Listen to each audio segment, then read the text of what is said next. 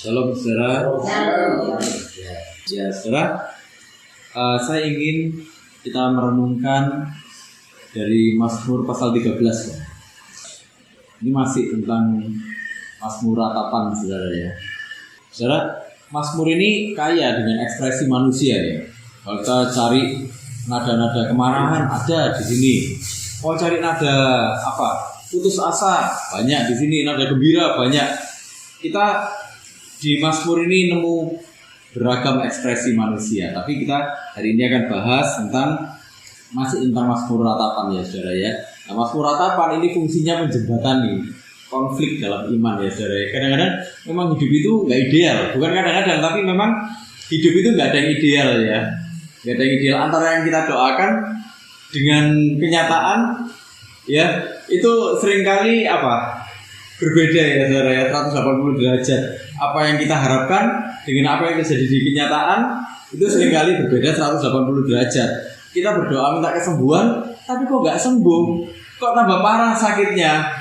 Kita mulai merasa ditinggalkan Tuhan mungkin, ya kan? Kita berdoa minta dipulihkan, tapi kok nggak pulih, kok tambah nggak karu-karuan ini, kok tambah istilahnya kalau orang Surabaya ngomong kok tambah jeru gitu ya. Kok ini tambah ruwet gimana ya gitu loh. Apakah Tuhan itu nggak berpihak kepada aku lagi? Nah, Mazmur ratapan di sini itu berusaha untuk mengajak kita menjembatani konflik di dalam iman kita. Kadang di situ kita mulai mempertanyakan Tuhan kan, gitu, Tuhan ini sebenarnya sayang nggak sih sama aku ya kan? Kalau kita lagi ada dalam pergumulan, seringkali kita berpikir kayak gitu ya. Nah, itu ekspresinya manusia. Nah, kita akan sama-sama belajar kali ini dari Raja Daud, saudara ya. Mazmur pasal 13, saya akan bacakan untuk kita semuanya. Judul perikopnya, doa kepercayaan. Untuk pemimpin biduan, Mazmur Daud. Berapa lama lagi Tuhan kau lupakan aku terus-menerus? Berapa lama lagi kau sembunyikan wajahmu terhadap aku? Berapa lama lagi aku harus menaruh kekhawatiran dalam diriku dan bersedih hati sepanjang hari? Berapa lama lagi musuhku meninggikan diri atasku? Pandanglah kiranya, jawablah aku ya Tuhan, Allahku. Buatlah mataku bercahaya, supaya jangan aku tertidur dan mati. Supaya musuhku jangan berkata, aku telah mengalahkan dia, dan lawan-lawanku bersorak-sorak apabila aku goyah. Tetapi aku, kepada kasih setiamu, aku percaya. Hatiku bersorak-sorak karena penyelamatanmu. Aku mau menyanyi untuk Tuhan, karena ia telah berbuat baik kepadaku. Gitu ya. Nah, saudara, ini doa Daud yang dipenuhi dengan keputusasaan. Daud ini seorang raja. Dia bertempur, ya.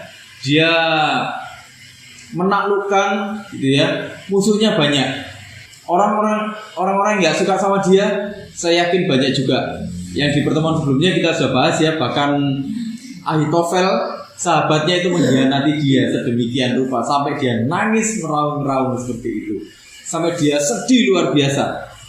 Nah, dia mengalami banyak keputusasaan di dalam pergumulannya. Kita kalau melihat Daud, kayaknya keren ya Daud itu ya, luar biasa ya, dipakai Tuhan luar biasa, dijanjikan sama Tuhan bahwa keturunannya itu akan bertahta untuk selama-lamanya. Betapa luar biasanya Tuhan itu ya. Kalau Tuhan itu memberikan satu janji, ya, saudara ya. Nah, Daud ini ngalami banyak hal. Dia menerima janji, tapi dia juga ngalami banyak hal. Saudara. Stres dia, kita bisa lihat beberapa kali dalam Mazmur ratapan, ya, bagaimana stresnya Daud. Nah, saudara, Mazmur ini sebenarnya menggambarkan perjalanan emosinya Daud, naik turun emosinya, sekaligus pengharapannya kepada Tuhan. Banyak orang berpikir gini kan, kalau kita ada dalam Tuhan, nggak boleh kita sampai sedih gitu, nggak boleh, harus ditengking itu. Sekarang pertanyaannya, kita manusia apa bukan, saudara? Manusia. Dicubit sakit nggak? Teriak ya, kadang-kadang ya. Kadang-kadang nggak cuma teriak, spontan balas ya, saudara ya.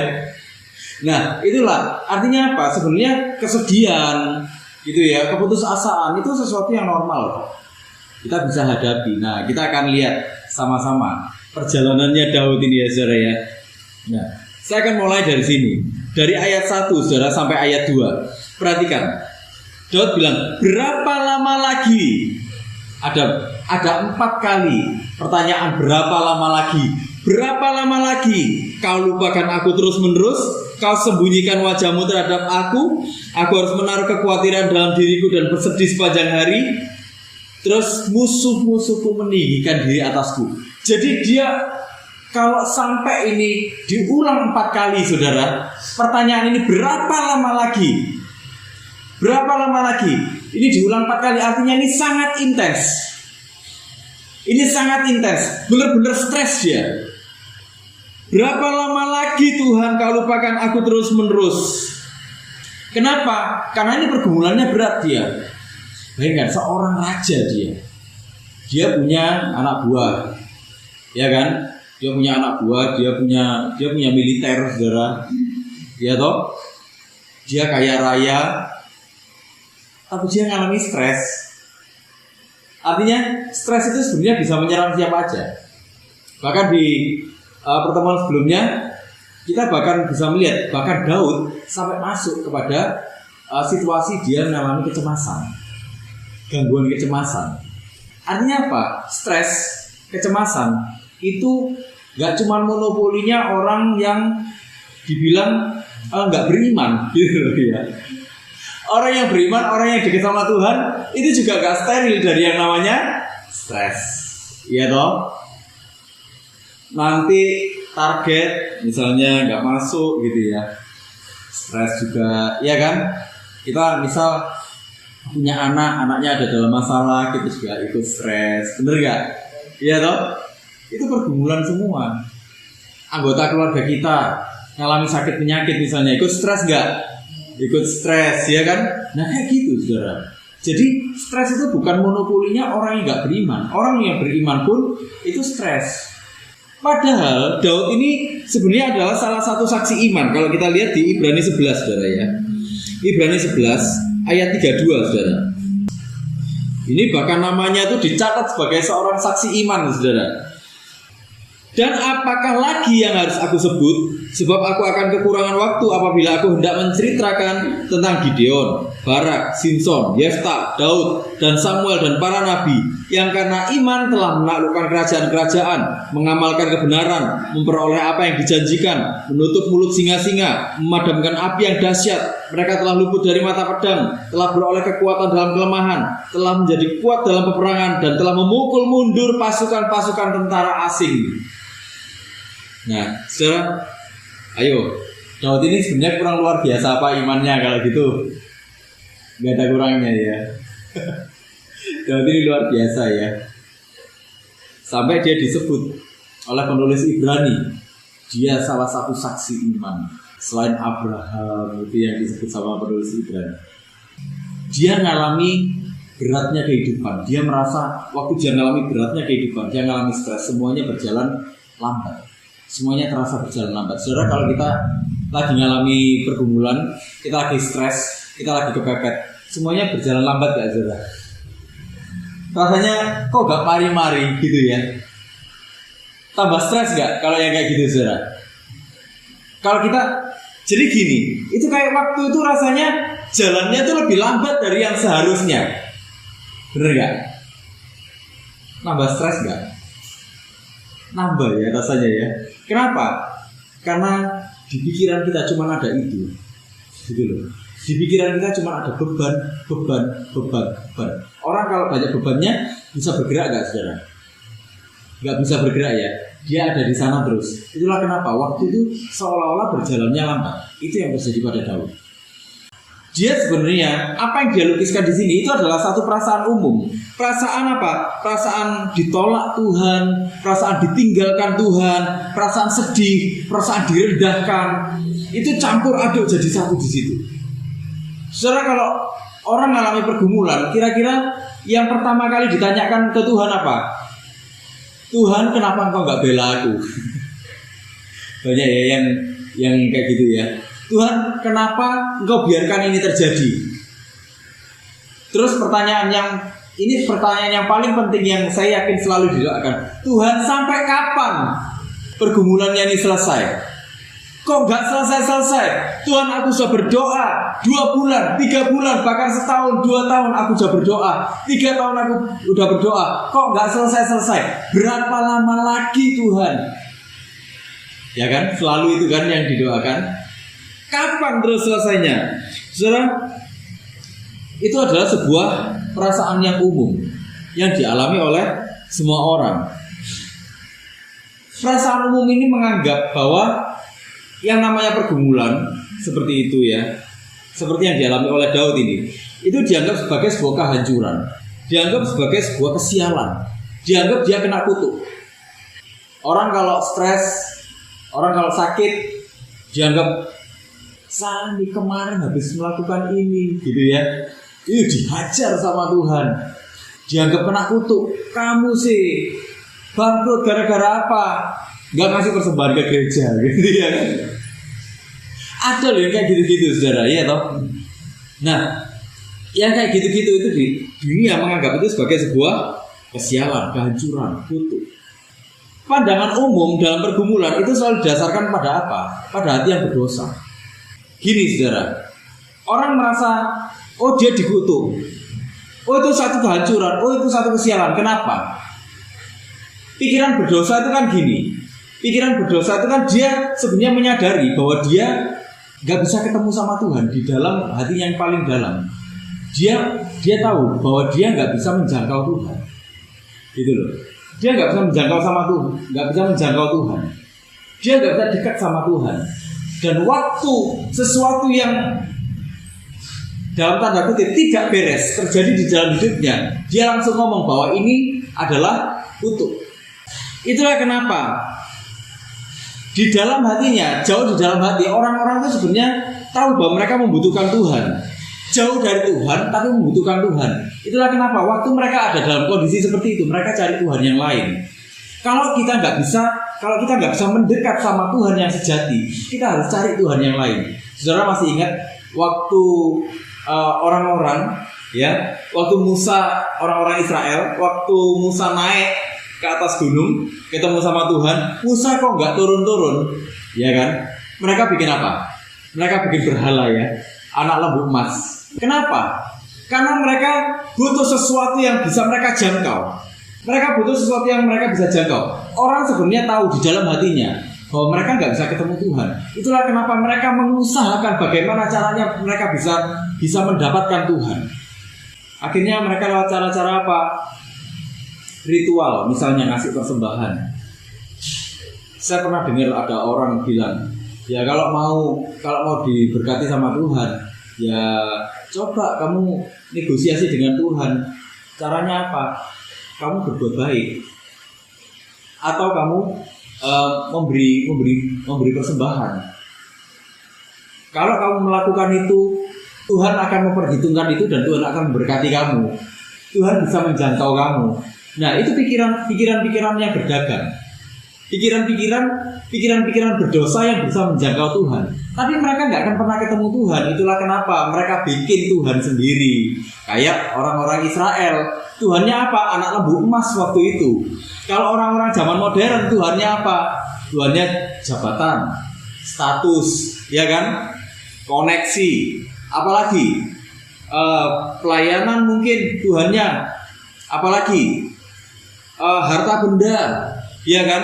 Itu yang jadi Tuhan mereka. Tapi masalahnya Tuhan yang diciptakan sama orang, Tuhan yang diciptakan dalam pikiran berdosa, itu gak memberi mereka ketenangan, tapi justru memberikan luka yang mendalam. Nah, contohnya gini, saudara, kalau orang Tuhannya itu adalah harta benda, seberapa banyak orang itu justru sampai rela bunuh-bunuhan gara-gara rebutan harta. Bahkan antar saudara itu sampai rela saling menjebloskan ke penjara satu sama yang lain. Sebenarnya gini, kalau kita pikirkan, itu mendatangkan damai sejahtera nggak, saudara? Enggak kan? Kalau mereka dapat uangnya, misalnya, salah satu dapat hartanya, kira-kira bisa tenang nggak hidupnya? Nggak bisa tenang, belum tentu bisa tenang. Kenapa? Karena jangan-jangan suatu saat hartanya bakal diambil sama yang lain. Ini ada terjadi pembalasan dendam. Wah, ya kan? Kalau Tuhannya itu adalah jabatan, saudara. Kalau Tuhannya adalah jabatan, kira-kira harus berapa banyak dia ikut orang lain supaya jabatan bisa dia dapat, supaya promosinya bisa cepat naik. Kalau yang jadi Tuhannya adalah prestasi, berapa banyak yang harus dia korbankan, waktu yang harus dia korbankan supaya dia bisa berprestasi dalam tanda kutip. Karena pada kenyataannya waktu orang sudah dapat itu semua, hatinya tetap hampa. Begitu dapat itu semua, senang nggak hatinya? Biasa aja, ya kan? Sama kayak kolektor, saudara. Kolektor itu kalau dia ngejar-ngejar barang incerannya, saudara, itu kan bener-bener dia mati-matian, totalitas kan. Tapi begitu dapat barangnya, kira-kira gimana? Barangnya ditaruh aja kan? Dilihatnya cuma sewaktu-waktu kan? Senangnya selesai. Nah itulah saudara. Sebenarnya pikiran berdosa itu justru akan meninggalkan luka yang lebih mendalam. Kalau kita menyelesaikan semua kehampaan hidup, kita menyelesaikan semua keputusasaan, kita menyelesaikan semua stres dengan pikiran kita sendiri, dengan usaha kita sendiri, justru yang terjadi adalah kita semakin melukai diri kita sendiri. Daud sedang berusaha menunjukkan itu. Pada awalnya inilah yang terjadi sama dia. Berapa lama Tuhan? Berapa lama Tuhan? Berapa lama Tuhan? Dia menunjukkan reaksi umumnya manusia. Dia sedang menunjukkan, ini loh manusia pada umumnya ya seperti ini. Ya aku ini, gitu. Aku ini kayak manusia pada umumnya ini pada awalnya. Sebenarnya itu wajar, tapi dalam batas tertentu, saudara. Ya, perasaan-perasaan seperti itu wajar. Kenapa? Karena manusia bukan robot. Kalau robot itu nggak ada perasaannya, gitu loh. Iya kan? Tapi dia manusia. Dia bisa merasa sedih. Makanya kalau ada orang ngomong, kamu nggak boleh sedih. Ya gimana ya? Jadi kalau bukan manusia nggak apa-apa. Tapi kalau kita masih manusia ya sedih-sedih aja nggak apa-apa. Tapi harus ada batasnya. Gitu loh saudara. Daud memberikan satu batas. Nanti kita akan lihat sama-sama. Justru nggak wajar kalau kita nggak pernah sedih. Justru nggak wajar kalau kita nggak pernah merasa putus asa, saudara. Yang nggak wajar adalah kalau kita hidup di dalam kesedihan. Kalau kita hidup di dalam keputusasaan. Nah itu yang sedang Daud tunjukkan. Nah di ayat yang ketiga dan keempat, Daud langsung menunjukkan gini. Pandanglah kiranya, jawablah aku ya Tuhan Allahku, buatlah mataku bercahaya. 3 permohonannya. Dia segera mengalihkan pandangan umumnya dari pandangan umum yang waktu itu sama dia dianggap wajar. Tapi Daud segera membatasi. Stop, sudah selesai. Aku memang sedih, tapi gak boleh hidup terus di dalamnya. Sekarang aku harus mulai berdoa. Sekarang aku harus mulai mencari Tuhan. Aku harus mulai bilang, pandanglah kiranya, jawablah aku ya Tuhan Allahku, buatlah mataku bercahaya. Itu doanya dia. Apa dasarnya? Pengenalan akan Tuhan. Bagaimana Daud mengatasi stresnya? Bagaimana Daud mengatasi pergumulan-pergumulannya di dalam hidup? Ini sesuatu yang pergumulan dalam hidup itu kan sesuatu yang nggak bisa kita hindari, saudara. Tapi bagaimana Daud bisa melewatinya? Daud menunjukkan satu kunci yang luar biasa. Apa? Pengenalan akan Allah. Dalam pandangan pengenalan akan Allah, sebenarnya gini, setiap pengalaman hidup, bahkan stres, bahkan penderitaan, itu kalau di dalam koridor kebenaran itu akan memperkuat iman kita kepada Tuhan. Kalau kita menghadapinya dengan pola pikir yang benar, dengan hati yang benar, ya, itu akan memperkuat iman kita. Daud sudah menunjukkan gini. Sebenarnya bahkan di dalam keputusasaanmu nggak ada yang sia-sia semuanya. Kalau engkau menghadapinya di dalam Tuhan. Jadi Daud itu sedang menunjukkan gitu sama kita pendengarnya. Daud kan menuliskan lagu dan kita pendengarnya. Nah Daud sudah menunjukkan nggak ada yang sia-sia kok. Bahkan keputusasaanmu, penderitaanmu, stresmu itu nggak ada yang sia-sia kalau kamu menghadapinya di dalam Tuhan. Saya akan tunjukkan dalam konteksnya perjanjian baru. Ini saya akan bahas singkat aja ya. Roma 5 ayat 3-4 saudara. Nanti mungkin suatu saat kita bisa bahas lebih detail lagi. Roma 5 ayat 3 dan 4. Saya akan bacakan untuk kita semuanya. Dan bukan hanya itu saja, kita malah bermegah juga dalam kesengsaraan kita, karena kita tahu bahwa kesengsaraan itu menimbulkan ketekunan, dan ketekunan itu menimbulkan tahan uji, dan tahan uji menimbulkan pengharapan. Saudara, Ketekunan itu hupomone. Paulus pakai kata hupomone. Hupomone itu apa? Jadi ini kata kerja, dia bilang gini, sikap yang sengaja mau bertahan dengan berani. Jadi hupomone itu bukan cuma berani, tapi dia sengaja mau bertahan. Jadi itu satu keputusan, itu satu komitmen untuk mau bertahan. Tuhan, aku mau berani menghadapi ini. Jadi itu bukan yang ya wis dihadapi aja sekonyong-konyong kita menghadapi, enggak. Tapi itu sudah ada keberanian di dalamnya, sudah ada kesengajaan di dalamnya. Sikap yang sengaja mau bertahan dengan berani dalam penderitaan. Dia enggak takut menghadapi penderitaan. Jadi ketekunan yang dimaksud oleh Paulus, hupomone yang dipakai di sini adalah ya ini. Kamu mengalami kesengsaraan, tapi kamu enggak kamu memutuskan untuk kamu berani. Kamu memutuskan dengan kesadaranmu bahwa kamu akan menghadapi itu. Kalau sekarang banyak orang yang bergelut dengan isu mental health kan saudara. Mental health-nya gimana? Ditekan dikit sudah langsung lembek, dia ngek gitu kan. Ya toh, ketakutannya menguasai hidupnya. Takut boleh, hidup dalam ketakutannya enggak boleh. Dan Paulus menunjukkan ini. Sebenarnya permasalahan di dalam kehidupan itu sudah sejak dulu ada. Penganiayaan itu sudah sejak dulu ada. Tapi Paulus bilang, hadapi dengan satu kesadaran. Kalau kita sampai berani menghadapi pergumulan, artinya apa? Sebenarnya kita tahu kenapa kok kita berani menghadapi pergumulan itu. Kita tahu bersama dengan siapa menghadapi pergumulan itu. Kemudian ketekunan itu ya. Jadi gini saudara, karena dalam konteksnya Paulus tuh gini waktu itu, Tuhan itu akan menggunakan penderitaan untuk membentuk iman dan karakter. Itulah kenapa. Jadi kamu harus berani, katanya Paulus gitu.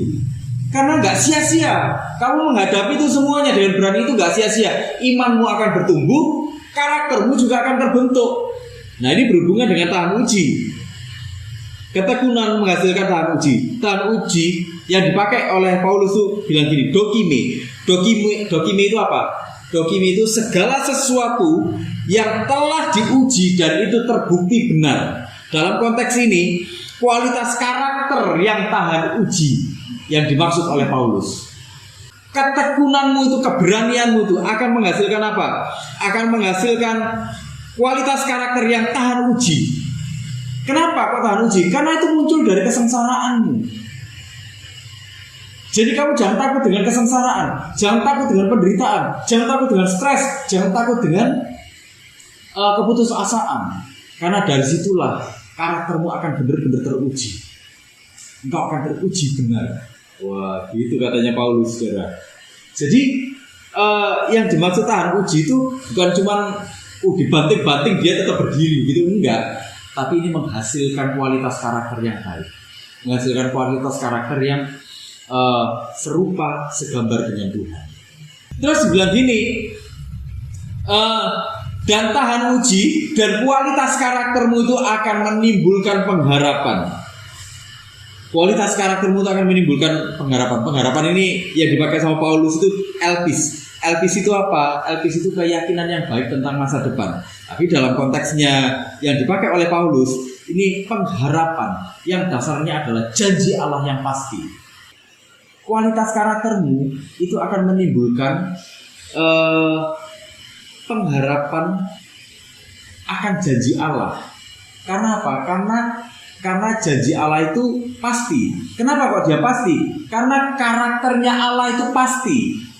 Allah itu setia, Allah itu kekal, Allah itu tidak berubah, kasihnya tidak berubah, janjinya juga tidak berubah, ya kan? Segala sesuatu tentang Allah itu adalah sempurna, tidak berubah, gitu loh. Karakternya ya dan amin, gitu loh. Itulah kenapa kamu bisa mengharapkan sesuatu dari Dia. Nah, Paulus lagi ngomong kayak gitu, saudara. Itulah kenapa kamu jangan takut kalau kamu ada di dalam pergumulan. Kamu jangan takut kalau stres menyerang kamu. Stres menyerang kita semua. Itu adalah sesuatu yang wajar di dalam kehidupan ini. Kita nggak bisa menghindari itu. Keputusasaan kita nggak bisa menghindari itu. Tapi kita bisa mengelolanya. Nah itu loh katanya Paulus itu gitu. Ya. Dimulai dari apa? Dengan kamu berani, katanya Paulus. Dimulai dengan kamu berani, jangan mundur. Kenapa? Karena dengan itu kualitas karaktermu akan teruji. Dan kalau kualitas karaktermu teruji, engkau akan melihat ada penyertaan Tuhan di sana. Dan kalau engkau melihat penyertaan Tuhan di sana, engkau akan melihat bahwa janjinya itu pasti, bahwa kasihnya itu pasti, bahwa segala sesuatu yang berhubungan dengan Tuhan itu pasti.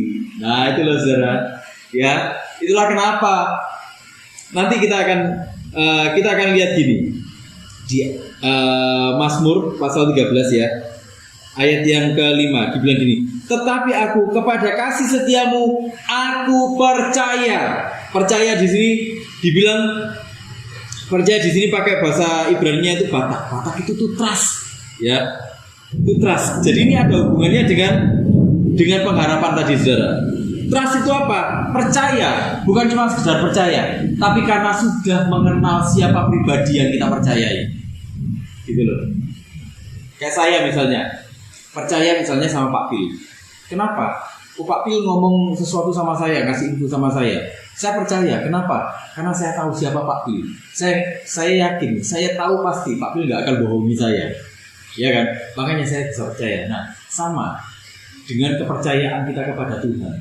Saya percaya sama Tuhan. Kenapa? Karena dalam setiap pergumulan, lewat ketekunan tadi, keberanian, lewat kualitas karakter yang terbentuk, lewat pengharapan tadi, kita bisa melihat bagaimana kasihnya tidak pernah berubah di dalam hidup kita. Nah, itulah kenapa kita menjadi percaya. Itulah kenapa Daud, dia percaya, dia trust sama Tuhan. Dia gak cuma sekedar ya wes lah percaya. Kenapa kamu percaya? Ya nggak tahu ya. Pokoknya yang penting percaya. Enggak. Daud bukan seperti itu. Daud lagi ngomong gini, aku percaya karena aku mengenal dia. Kenapa aku percaya? Percaya karena aku mengenal dia. Karena di dalam setiap pergumulanku, karena di dalam setiap detail hidupku, dia melakukan segala sesuatunya. Karena di sana aku melihat karyanya. Gitu, saudara. Nah, percaya karena mengenal pribadi seperti ini, itu adalah dasar dari hubungan manusia dengan Tuhan. Inilah esensinya hubungan manusia dengan Tuhan. Daud sedang menunjukkan, ayo, kalau kamu sedang bergumul, ya, jangan cuma muter-muter di sana, jangan itu cuma jadi beban, tapi jadikan itu doamu. Wah, gitu loh, jadikan itu doamu. Karena di dalam doa-doamu, engkau akan melihat bagaimana Tuhan berkarya di dalam hidupmu. Dan kalau engkau melihat bagaimana Tuhan berkarya di dalam hidupmu, engkau akan menemukan satu esensi hubungan antara manusia dengan Tuhan. Hubungan yang seharusnya, seperti Adam dan Hawa. Waktu berhubungan dengan Tuhan, saudara, ya, bertemu muka dengan muka. Itulah kenapa Adam dan Hawa itu melihat secara langsung, seharusnya mereka trust sama Tuhan, tapi Adam dan Hawa keseliu, mereka jatuh. Tapi Daud kembali lagi kepada esensinya. Dia trust, dia percaya sama Tuhan. Nah, saudara, setiap pengenalan kita akan Tuhan, setiap pengalaman hidup kita bersama dengan Tuhan, setiap pengenalan kita akan kebenaran Tuhan, itu akan membawa kita semakin apa? Semakin menyerahkan diri kita sepenuhnya kepada Tuhan. Dan itulah yang seharusnya terjadi dalam hidup kita. Kita orang beriman. Kita dibilang orang beriman ini kenapa? Karena kita menyerahkan hidup kita sama Tuhan.